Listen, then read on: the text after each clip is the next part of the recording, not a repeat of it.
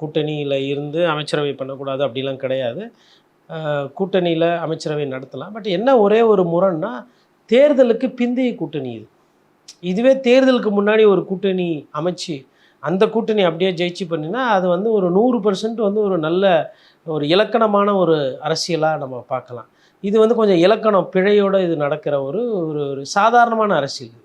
எனக்கு நம்பர் இல்லை, அதனால் இங்கே வாங்க அங்கே வாங்க அங்கே வாங்க, தீய சக்தியோடு ஜெயிச்சிருந்தாலும் பரவாயில்ல, நான் கொஞ்சம் அதை ரிப்பேர் பண்ணிக்கிறேன் அப்படின்னு சொல்லிட்டு அந்த தீய சக்தி எடுத்து கொஞ்சம் விட்டுக்கிறது. ஊழல் கட்சியாக இருந்தாலும் பரவாயில்ல, அதுலேருந்து ஆதரவு வந்து அதுலேருந்து ஒரு 30 பேர் எடுத்து ஓட்டு போட வச்சுக்கிறது. இது வந்து அப்போ TVK is today is just another political party. இந்த தூய்மையான ஆட்சி, தூய்மையான அரசியல் அப்படியெல்லாம் சொல்லக்கூடாது. அமைச்சர்களில் நிறைய பேருக்கு வாய்ப்பு கொடுத்துருக்காங்க, அது வந்து வரவேற்கத்தக்கது. அவர்களால் ஊழல் குறையும் என்பது என்னுடைய புரிதல். ஊழல் ஒழிந்துவிடும் என்பது என்னோட புரியல் இல்லை. ஊழல் குறையும் நான் எதை வச்சு சொல்கிறேன்?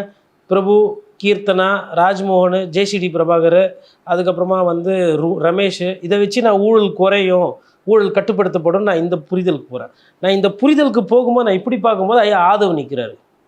ஆதவ அர்ஜுனா மாற்றினு அந்த லாட்ரி மாடல் அப்படி இப்படின்னு சொல்கிறாங்க, சோஃபா போனதாக சொல்கிறாங்க. இதெல்லாம் குற்றச்சாட்டு தான், இல்லை நடக்குமா நடக்காது. அந்த சைடு தான் மரிய வில்சன், ஆதவ அர்ஜுனா, இது போல் ஆட்கள்லாம் இருக்கிறாங்க. அதுக்கப்புறமா பார்த்தா இந்த சைடு ஜேசிடி பிரபாகரை பார்த்து இப்படிக்கா பார்த்தா செங்கோட்டையன் இருக்கிறாரு.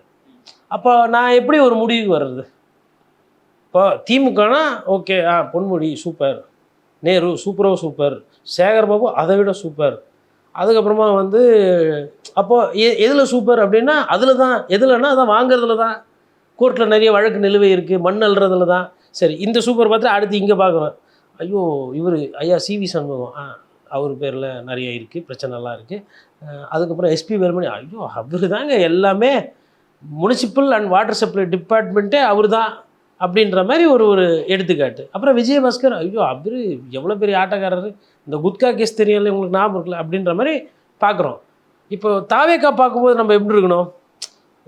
எல்லாமே ஒரே மாதிரி இருக்கணும்ல, ஆனால் அப்படி இல்லை, மிக்ஸ் ஆகி தான் இருக்குது.